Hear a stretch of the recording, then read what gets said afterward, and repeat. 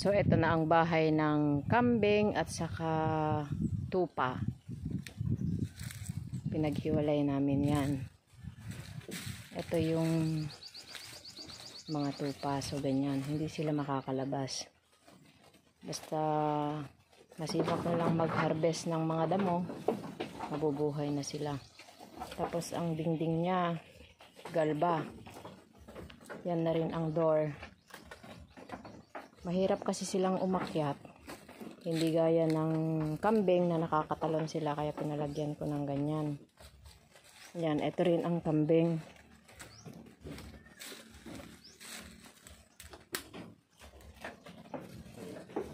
Medyo basa pa kasi ang mga damo, kaya hindi ko sila mailabas. Ito.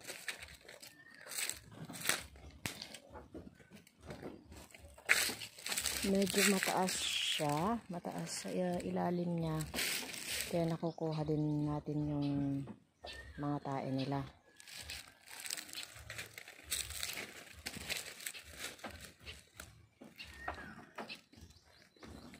Doon yung dati.